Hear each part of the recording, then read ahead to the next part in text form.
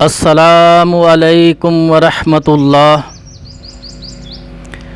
नहमदुहु व नुसल्ली अला रसूलिहिल करीम। अम्मा बादु फ़अऊज़ु बिल्लाहि मिनश शैतानिर रजीम। बिस्मिल्लाहिर रहमानिर रहीम। लक़द कान लकुम फ़ी रसूलिल्लाहि उस्वतुन हसना। वक़ालन नबिय्यु सल्लल्लाहु अलैहि वसल्लम सल्लू कमा रअय्तुमूनी उसल्ली। सदक़ल्लाहुल अलीयुल अज़ीम व सदक़ रसूलुहुन नबियुल करीम। दोस्तों, तमाम किस्म की तारीफ़ात अल्लाह रब्बुल इज़्ज़त के लिए हैं और हर तरह के दुरूद सलाम, लाखों दुरूद सलाम जनाब मोहम्मद सल्लल्लाहु अलैहि वसल्लम पर हों। आज मेरी तकरीर का मौजू ये है कि जुमा के दिन मस्जिद के अंदर सिर्फ़ एक ही जुमा की अज़ान होनी चाहिए। यही मसनून है, यही रसूलुल्लाह सल्लल्लाहु अलैहि वसल्लम का तरीक़ा है। लेकिन अक्सर मसाजिद के अंदर जुमे वाले दिन जुमे के लिए 2 अज़ानें दी जाती और इकामत कही जाती है। मसनून तरीक़ा जो है वो एक ही अज़ान है और एक इकामत है। अज़ान उस वक़्त दी जाएगी जब इमाम ख़तीब मिंबर पर आकर बैठ जाए और उसके सामने मुअज़्ज़िन खड़ा होकर अज़ान देगा। ये मसनून है। तो मेरे भाइयों, इस मसले में सबसे बड़ी जो दलील पेश की जाती है, 2 अज़ानें देने वाले भी यही रवायत पेश करते हैं और एक अज़ान देने वाले भी इसी हदीस को पेश करते हैं। हदीस सही बुखारी शरीफ में है, अबू दाऊद और निसाई शरीफ में मौजूद है। साइब बिन यज़ीद रज़ी अल्लाह ताला अन्हो बयान करते हैं कि रसूलुल्लाह सल्लल्लाहु अलैहि वसल्लम के अहद में ज़माना में अबू बकर सदीक़ रज़ी अल्लाह ताला अन्हु की खिलाफत में और उमर फ़ारूक रज़ी अल्लाह ताला अन्हु की खिलाफत में एक ही अज़ान दी जाती थी।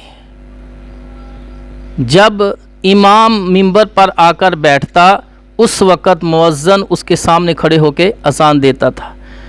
और जब फिर उस्मान रज़ी अल्लाह ताला अन्हु खलीफा बने, सैयदना उस्मान गनी रज़ी अल्लाह ताला अन्हु की खिलाफत शुरू हुई, उस वक़्त हज़रत उस्मान गनी रज़ी अल्लाह ताला ने एक और अज़ान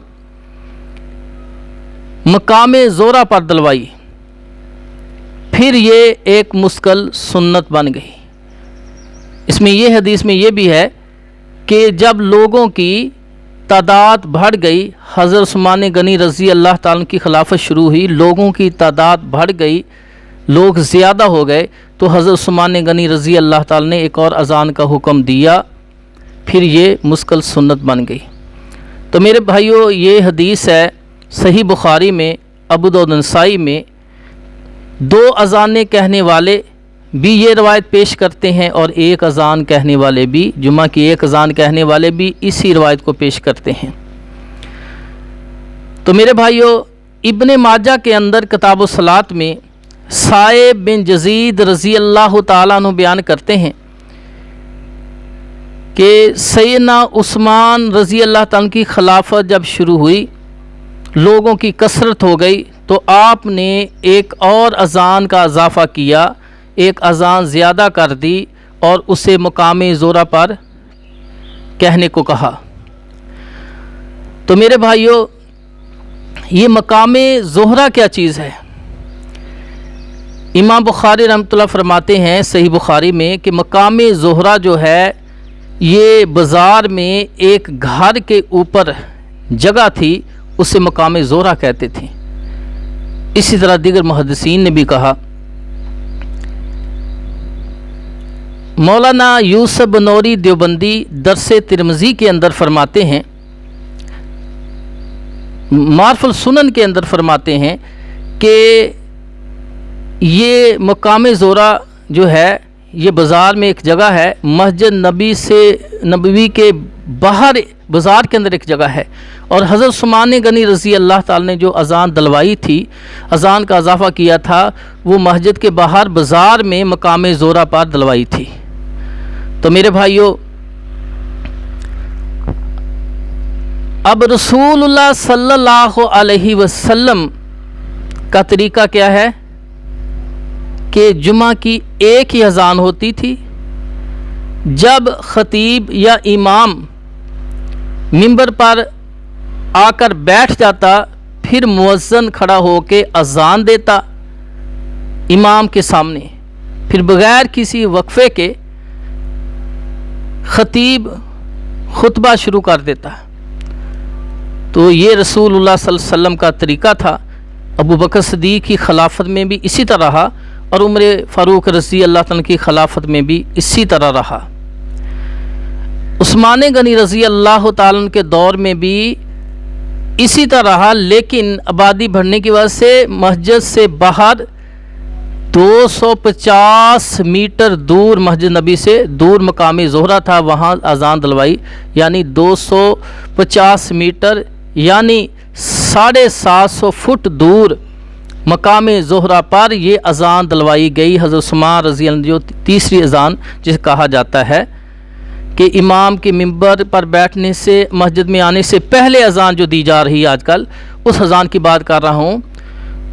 وہ اذان جو تھی حضرت سیدنا عثمان غنی رضی اللہ تعالیٰ نے اپنی خلافت میں دلوائی تھی، مسجد سے باہر تقریباً 750 فٹ دور، 250 میٹر دور مقام زہرہ پر۔ لیکن مسجد کے اندر ابو بکر صدیق رضی اللہ تعالیٰ عنہ، عمر فاروق رضی اللہ تعالیٰ عنہ اور عثمان غنی رضی اللہ تعالیٰ عنہ، حضرت علی رضی اللہ تعالیٰ عنہ، کسی بھی خلفائے راشدین میں سے کسی نے بھی مسجد کے اندر 2 اذانیں نہیں دلوائی،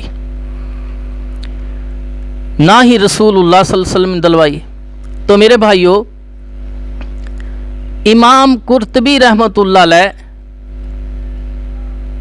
الجامع الاحکام القرآن جلد نمبر 18 صفحہ نمبر 88 میں امام قرطبی رحمۃ اللہ لکھتے ہیں کہ حضرت علی رضی اللہ تعالی عنہ بھی کوفہ میں اپنی خلافت میں ایک ہی جمعہ کی اذان کہلاتے تھے۔ جمعہ کی ایک ہی اذان حضرت علی رضی اللہ تعالیٰ عنہ، جو حضرت عثمان غنی رضی کی خلافت کے بعد ان کی خلافت آتی ہے، وہ ایک ہی جمعہ کی اذان کہلواتے تھے۔ اور مصنف عبدالرزاق کے اندر جلد نمبر 3 صفحہ نمبر 206 میں، اور حدیث نمبر ہے، روایت نمبر ہے 5344، امام عروہ بن زبیر رحمۃ اللہ علیہ تابعی ہیں، فرماتے ہیں کہ عبداللہ بن زبیر رضی اللہ تعالی عنہ کی خلافت جو ہے 76 ہجری میں ختم ہوئی۔ عروہ بن زبیر رحمۃ اللہ فرماتے ہیں کہ میں نے عبداللہ بن زبیر رضی اللہ تعالیٰ عنہ کو دیکھا کہ آپ کے لیے جمعہ کے دن جو اذان دی جاتی تھی، جب آپ منبر پر بیٹھتے تو مؤذن آپ کے سامنے کھڑے ہو کے اذان دیتا، اور بغیر کسی وقفے کے آپ خطبہ دیتے، پھر ایک اقامت کہتے، اور آگے فرماتے ہیں کہ جمعہ کے دن نماز جمعہ کے لیے صرف ایک ہی اذان کہی جاتی تھی۔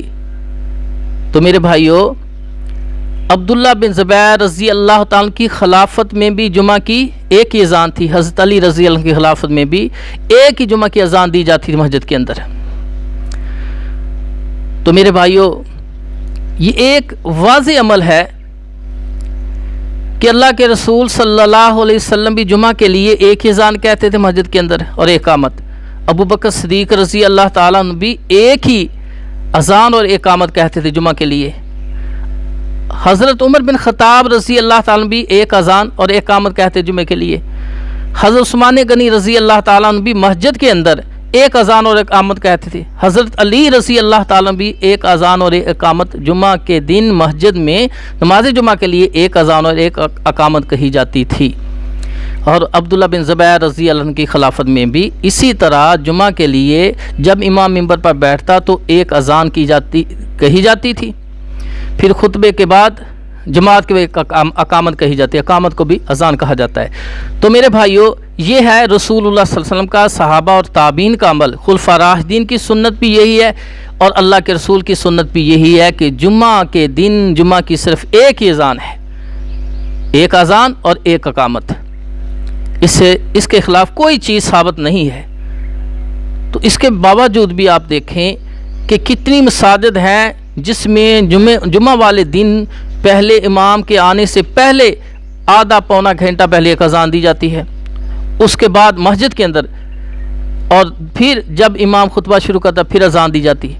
تو میرے بھائیو، جب ہم ان سے پوچھتے ہیں کہ یہ اذان آپ نے کہاں سے لی ہے کہ امام کے خطبہ شروع کرنے سے پہلے، مسجد میں آنے سے پہلے جو اذان آدھا پونا گھنٹہ آپ اذان دیتے ہیں، آپ کے پاس کیا دلیل ہے؟ کہتے ہیں حضرت عثمان غنی رضی اللہ تعالیٰ عنہ نے یہ اذان دلوائی تھی۔ تو میرے بھائیو، وہ تو انہوں نے بازار میں دلوائی تھی، مسجد کے اندر حضرت عثمان غنی رضی اللہ تعالیٰ نے اپنی 12 سالہ خلافت کے اندر ایک دن بھی مسجد کے اندر 2 اذانیں نہیں دلوائی۔ یہ تو عثمان غنی کی سنت کے خلاف ہے، مسجد کے اندر 2 اذانیں دینے حضرت عثمان غنی رضی اللہ عنہ کی سنت کے خلاف ہے۔ تو میں نے بتایا کہ جس طرح یوسف بنوری دیوبندی نے بھی اپنی کتاب میں فرمایا ہے کہ وہ مسجد سے باہر مقام زہرہ پر دلوائی گئی تھی حضرت عثمان غنی رضی جو اذان میں اضافہ کیا ہے۔ تو میرے بھائی، بالفرض اگر حضرت عثمان غنی رضی اللہ تعالی نے اذان مسجد کے اندر بھی دلوائی ہوتی، جو کسی حدیث سے ثابت نہیں ہے، کسی روایت سے، اگر ایسا مسئلہ بھی ہوتا تو میرے بھائیوں، آئندہ کے لیے یہ مسئلہ سمجھ لیں کہ ہم نے جب اختلاف ہو جائے تو حاکم کس کو ماننا ہے؟ اللہ کے رسول کو۔ سورۃ نساء کی آیت نمبر 65 میں ہے، اللہ پاک فرماتے فلا وربک لا یؤمنون حتی یحکموک فیما شجر بینہم، کہ تمہارے رب کی قسم اے میرے نبی، جب تک یہ لوگ تمہیں حاکم نہیں مان لیتے، بڑا نہیں مان لیتے، میزان اکبر تمہیں نہیں مان لیتے، اس وقت تک یہ ایماندار نہیں ہو سکتے۔ اس طرح بخاری شریف میں خود اللہ کے رسول صلی اللہ علیہ وسلم نے یہ بات بتائی ہے کہ لا یؤمن احدکم حتی اکون احب الیہ من والدہ وولدہ والناس اجمعین۔ اللہ کے رسول صلی اللہ علیہ وسلم صحابہ کو یہ بات سمجھا رہے ہیں، اے میرے صحابہ، جب میری بات آ جائے، حدیث جو سنت کا علم ہو جائے، تو پھر والناس اجمعین، والدین کی اطاعت کا بھی حکم ہے، لیکن فرمایا والدین ہو یا والناس اجمعین، پوری امت اجماع کر لے میری سنت کے خلاف، میری بات کے خلاف پوری امت اجماع کر لے، اس میں خلفاء راشدین بھی ہیں، سارے صحابہ بھی موجود ہوں، تابعین، تبع تابعین، سارے اجماع کر لیں میری سنت کے خلاف۔ اگر تم میری سنت کو چھوڑ کر میری بات کو تم ترجیح دے کر میری بات پر عمل نہیں کرو گے تو تم ایماندار نہیں ہو سکتے۔ تو اللہ اور اس کے رسول نے قرآن اور صحیح بخاری کی حدیث سے پتہ چلا کہ رسول اللہ صلی اللہ علیہ وسلم ہی کی بات ماننی ہے، حرف آخر آپ کی بات ہے۔ اللہ پاک نے فرمایا لَقَدْ كَانَ لَكُمْ فِي رَسُولِ اللَّهِ أُسْوَةٌ حَسَنَةٌ، رسول اللہ صلی اللہ علیہ وسلم کی زندگی تمہارے لیے کامل مکمل نمونہ ہے۔ تو نبی کے طریقے پر چلنا ہے۔ میرا رسول، سورہ حشر کی آیت صاحب فرمایا میرا رسول، اللہ پاک نے فرمایا جو دے دے تمہیں لے لو، جس سے منع کرے رک جاؤ۔ تو نبی کریم صلی اللہ علیہ وسلم کے بارے میں اللہ پاک نے فرمایا جب اللہ اور اس کا رسول کسی بات میں فیصلہ کر دیں، اللہ اور اس کا رسول کسی بات میں فیصلہ کر دیں تو پھر مومن کو اختیار باقی نہیں رہتا کہ وہ اس کے خلاف کرے، وہ نبی کے خلاف کرے، مومن کو یہ حق باقی نہیں رہتا۔ تو میرے بھائیوں، اللہ پاک نے فرمایا اگر کوئی اللہ اور اس کے رسول کے فیصلے کے بعد، نبی کی بات کا علم ہو جانے کے بعد جو کوئی اس کے خلاف کرے گا تو وہ دنیا میں کسی آزمائش میں اور آخرت میں کسی دردناک عذاب میں مبتلا ہونے کے لیے تیار ہو جائے۔ تو میرے بھائیو، صحیح بخاری کے اندر حدیث ہے، میرے آقا فرماتے ہیں جس عمل پر میری مہر نہیں ہے وہ کام مردود ہے، وہ کام مردود ہے۔ مسجد کے اندر 2 اذانیں رسول اللہ صلی اللہ علیہ وسلم سے ثابت نہیں ہیں۔ جو ایسا عمل کرتا ہے اللہ کے رسول نے فرمایا وہ مردود ہے، وہ رد کر دی جائے گی، وہ قبول نہیں کی جائے گی، بلکہ جو نئی بات دین کے لیے بطور ثواب نبی کی سنت کے خلاف ایجاد کی جاتی ہے اس کو بدعت کہتے ہیں۔ اور مصنف ابن ابی شیبہ کے اندر اس اذان کے متعلق نافع رحمۃ اللہ فرماتے، عبداللہ بن عمر رضی اللہ تعالیٰ فرماتے ہیں یہ مسجد میں جمعہ کی اذان جو دی جاتی ہے دوسری اذان یہ بدعت ہے۔ اور حسن بصری رحمۃ اللہ علیہ بھی مصنف ابن ابی شیبہ میں فرماتے ہیں جمعہ کے دن ایک ہی اذان دی جاتی تھی، ایک اقامت تھی۔ اذان اس وقت دی جاتی جب امام منبر پر آ کر بیٹھتا، آپ کے سامنے اذان دی جاتی۔ تو یہ جو آج کل اذان دی جاتی ہے یہ نئی چیز ہے، بدعت ہے۔ تو میرے بھائیوں مصنف عبدالرزاق کے اندر روایت نمبر ہے 7343 حضرت عطا بن ابی رباح رحمۃ اللہ فرماتے ہیں کہ رسول اللہ صلی اللہ علیہ وسلم کے دور میں جمعہ کی ایک ہی اذان کہی جاتی تھی، جمعہ کی صرف ایک اذان کی کہی جاتی تھی اور یہ متواتر عمل تھا، اس کے علاوہ کوئی چیز ثابت نہیں تھی۔ اور جو آج کل اذان مسجد کے اندر دی جاتی ہے، جمعہ کی دوسری اذان دی جاتی ہے، وہ حجاج بن یوسف نے جاری کی تھی، سیدنا عثمان غنی رضی اللہ تعالی نے جاری نہیں کی تھی۔ حضرت عثمان غنی رضی اللہ تعالی نے لوگوں کو بلانے کے لیے، لوگوں کو جمعہ کا وقت بتلانے کے لیے مقام زورہ پر یہ الفاظ کہے جاتے تھے، لیکن مسجد کے اندر حضرت عطا بن ابی رباح رحمۃ اللہ فرماتے ہیں حضرت عثمان غنی رضی اللہ تعالی نے اذان جاری نہیں کروائی۔ یہ جو آج کل مسجد میں دی جاتی ہے، فرمایا عطا بن ابی رباح رحمۃ اللہ تابعی جن 200 صحابہ کو دیکھا ہے 114 ہجری میں فوت ہوئے، فرماتے ہیں کہ حجاج بن یوسف نے اس کو جاری کیا تھا۔ تو میرے بھائیوں لوگ جو ہیں حضرت عثمان غنی رضی اللہ تعالیٰ کی اس روایت کی وجہ سے کہ انہوں نے ایک اور اذان کا اضافہ کیا مقام زہرہ پر، تو اس کو کہتے ہیں اللہ کے رسول نے فرمایا میری اور خلفائے راشدین کی سنت کو مضبوط سے پکڑ لو۔ تو میرے بھائی یہ خلفائے راشدین کی سنت کب ہوئی؟ مسجد کے اندر عثمان غنی رضی اللہ تعالیٰ نے تو دوسری اذان دلوائی نہیں تھی اور تم مسجد کے اندر دلوا رہے ہو، تو عثمان غنی کی سنت پر عمل نہیں، اس کے خلاف عمل ہو رہا ہے، اس کی سنت کے خلاف عمل کر رہے ہو۔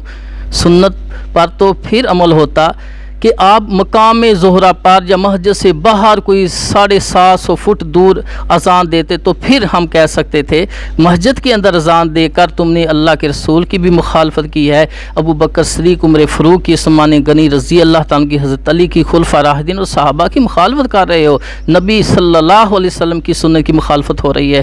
تو میرے بھائیوں جمعہ کی ایک ہی اذان ہے، جب امام منبر پر بیٹھے اس وقت اذان دی جائے گی۔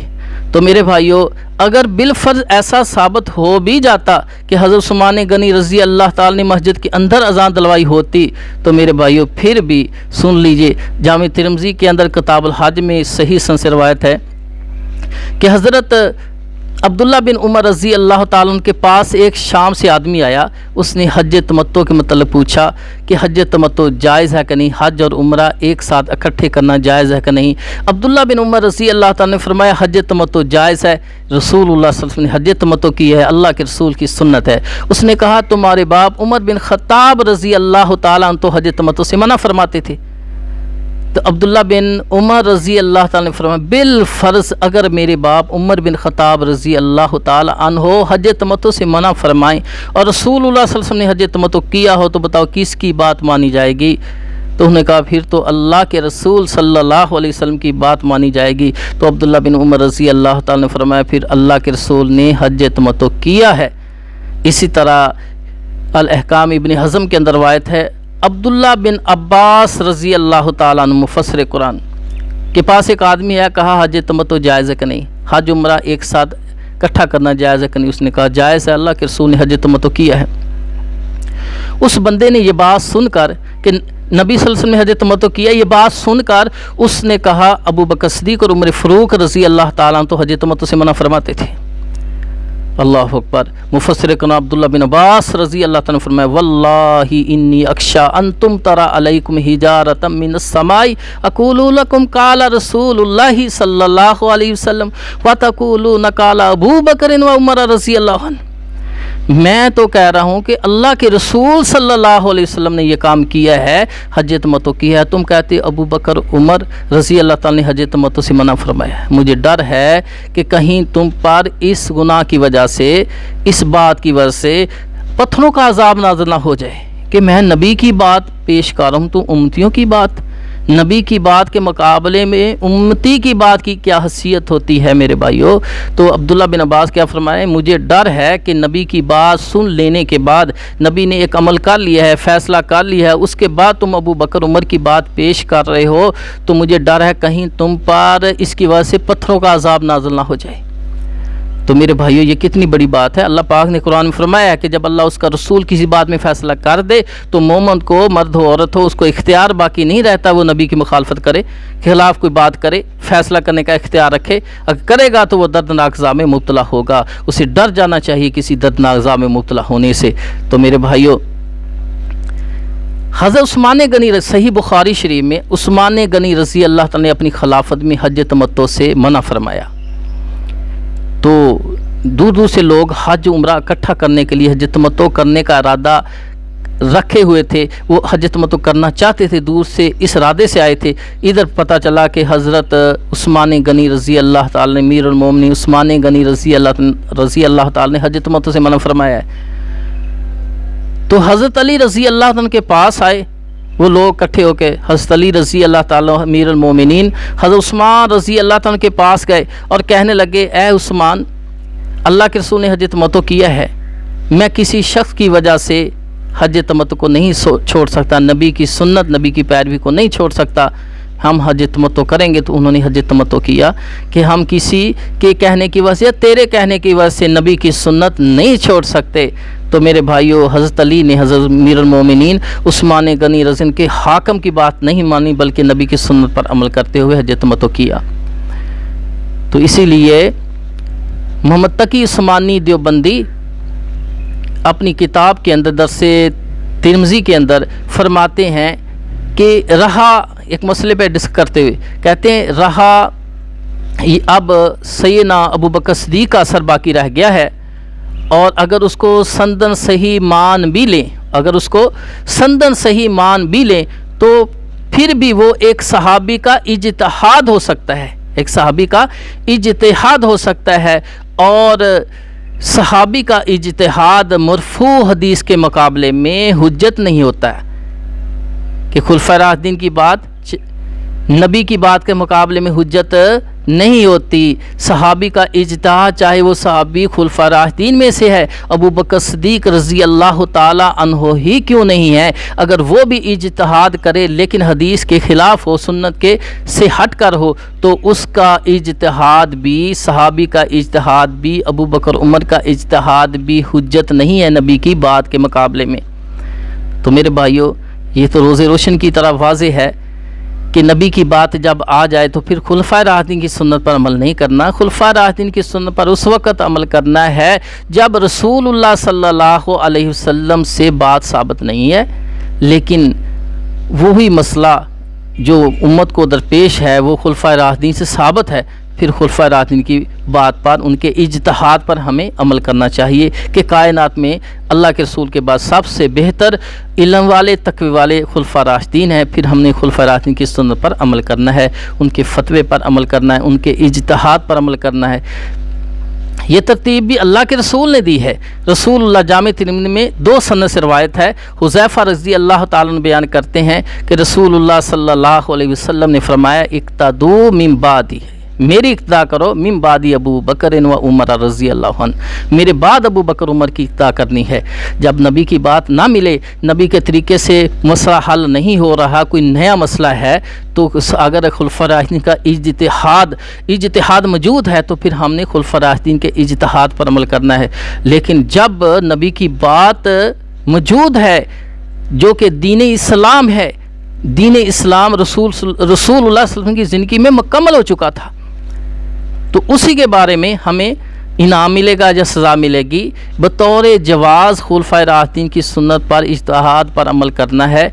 और वैसे भी जो हाकम होता है उसको अल्लाह पाक ने कुछ इख्तियारात दिए हैं किताब और सुन्नत पर चलाने के लिए। उम्मत पर वो सख्ती भी कर सकता है, नरमी सख्ती कुछ तब्दीली कर सकता है, लेकिन दीनुल इस्लाम में तब्दीली नहीं होगी।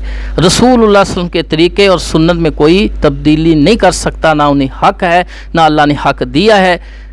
तो मेरे भाइयों, जो खुलफा राशिदीन है या बदरी सहाबा हैं, अगर उनसे कोई ख़ता भी हो जाए, गलत इज्तिहाद भी हो जाए तो उनकी कोई पकड़ नहीं है। अल्लाह पाक ने बदरी सहाबा को और इन खुलफा राशिदीन को, अशरा मुबशरा को अल्लाह पाक ने पहले ही जन्नत के सर्टिफिकेट अता कर दिए हैं। तो हमें चाहिए कि हमें इस टेंशन में नहीं पड़ना कि फिर अगर उन्होंने ये फतवा दिया है हज़रत उस्मान गनी रज़ी अल्लाह तो दूसरी अज़ान, तो उनका क्या बनेगा, क्या उसने गलत किया है या सही किया है। हमें इसकी टेंशन हमें नहीं लेनी है, हमारी टेंशन वाला मसला नहीं है।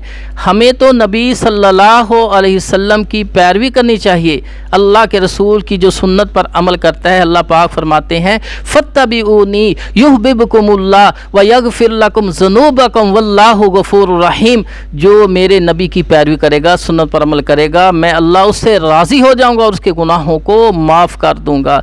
तो हमें तो चाहिए कि हमारे गुनाह माफ़ हो जाएँ। तो गुनाह माफ़ होंगे रसूलुल्लाह सल्लल्लाहु अलैहि वसल्लम की सुन्नत पर अमल करने से। मैं फरमाया मेरी सारी उम्मत बुखारी शरीफ में उम्मत जन्नत में जाएगी सिवाय उनके जिन्होंने इनकार किया। सहाबा ने पूछा अल्लाह के रसूल इनकारी कौन? फरमाया जो मेरी सुन्नत पर अमल करते हैं, मेरी पैरवी करते हैं, वो मेरे साथ जन्नत में जाएंगे। जो मेरी सुन्नत पर अमल नहीं करते, किसी और की सुन्नत पर अमल करते हैं, वो इनकारी हैं। तो फरमाया वो इनकारी जो हैं वो नारी हैं, यानी जहन्नमी हो जाएंगे। तो हमें बचना चाहिए कि ये मसला उलमा को क्यों समझ नहीं आता कि नबी की बात, नबी मोहम्मद सल्लल्लाहु अलैहि वसल्लम नबी हैं और अबू बकर, उमर, उस्मान, अली ये उम्मती हैं। उम्मती की बात नबी की बात के मुकाबले में नहीं होती। वज़न के लिहाज से, सच्चाई के लिहाज से नबी की बात नबी की बात है और अल्लाह की तरफ से है। अल्लाह पाक फरमाता है मेरा नबी अपनी मर्ज़ी से कलाम नहीं करता, बल्कि मैं वही करता हूँ तो वो कलाम करते, मैं बतलाता हूँ, मैं हुक्म देता हूँ तो बोलते हैं। क्यों उलमा को समझ नहीं आती? मेरे भाइयों, ये अदना से तालिब इल्म को पता है कि नबी का मकाम, शान, मर्तबा, बात आला अरफा है और खुलफा राशिदीन की बात उससे कम दर्जे की है और वो नबी है, ये उम्मती हैं। कितना पहले तो ये फ़र्क है, फिर भी जब वाज़े हो गया एक ही हदीस में, सही हदीस में कि अल्लाह के रसूल सल्लल्लाहु अलैहि वसल्लम ने ये काम इस तरह किया है, जुम्मा की सिर्फ एक अज़ान और एक अकामत कही है, फिर क्यों नहीं हम एक के पीछे लाग के सब एक हो जाएं, फ़िरके ख़त्म हो जाएंगे, रब राज़ी हो जाएगा, हमारे गुनाह माफ़ हो जाएंगे। सफ़ियान बिन अय्याना मक्की रहमतुल्लाह इमाम काबा थे तबा ताबीन में, तो वो फरमाते हैं कि रसूलुल्लाह सल्लल्लाहु अलैहि वसल्लम मीज़ान अकबर हैं, सबसे बड़ा मीज़ान रसूलुल्लाह सल्लल्लाहु अलैहि वसल्लम है। हर चीज़ उसी पर पेश करनी चाहिए। जो चीज़, जो मसला, जो बात उनके मुताबिक होगा तो वही हक़ है, जो उनके ख़िलाफ़ होगा वो बातिल है।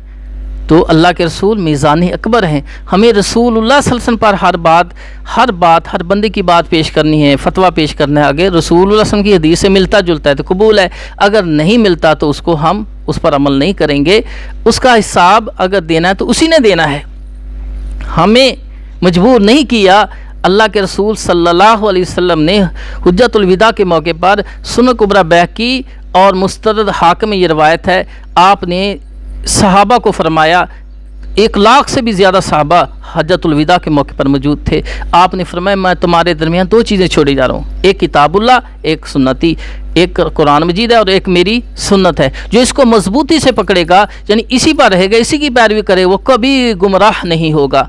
तो मेरे भाइयों, गुमराही से बचने के लिए हमें कुरान और हदीस दी है। अल्लाह का कुरान और नबी की बात है और कुरान मोहम्मद सल्लल्लाहु अलैहि वसल्लम पर नाज़िल हुआ है। अल्लाह के रसूल सल्लल्लाहु अलैहि वसल्लम के से सही बात हदीस साबित हो जाए, सुन्नत साबित हो जाए तो वही कुरान हदीस है। अल्लाह के रसूल सल्लल्लाहु अलैहि वसल्लम की पैरवी करनी हम पर वाजिब है। अल्लाह के रसूल सल्लल्लाहु अलैहि वसल्लम के अलावा किसी की पैरवी करनी वाजिब नहीं है। ये मसला समझ लीजिए, ये बात समझ लीजिए। तो मेरे भाइयों, जुम्मा की सिर्फ एक ही अज़ान थी, جب امام منبر پر بیٹھتا اس وقت اذان دی جاتی، پھر فوری بعد امام خطبہ شروع کرتا، پھر خطبات کے بعد اقامت کہہ کے نماز پڑھائی جاتی تھی۔ یہی نبی صلی اللہ علیہ وسلم کی سنت ہے۔ خلفائے راشدین نے بھی اسی پر عمل کیا، اس کے بعد صحابہ اور تابعین نے بھی اسی پر عمل کیا۔ ہاں، مسجد کے اندر ایک اذان جاری ہوئی بعد میں جو عثمان غنی نے مزار میں دلوائی تھی، آہستہ آہستہ حجاج بن یوسف نے بقول عطا بن ابی رباح رحمۃ اللہ تابعی کے مصنف عبدالرزاق کے اندر روایت نمبر 5339 یا 40 روایت ہے، تو اس کے اندر حضرت عطا بن ابی رباح رحمۃ اللہ فرماتے ہیں آج جو اذان دی جاتی ہے وہ حجاج بن یوسف نے جاری کی تھی۔ تو میرے بھائیوں، نبی کی بات اور خلفائے راشدین کی بات کے مقابلے میں حجاج بن یوسف کی بات قبول نہیں کی جائے گی، اس پر عمل نہیں کیا جائے گا۔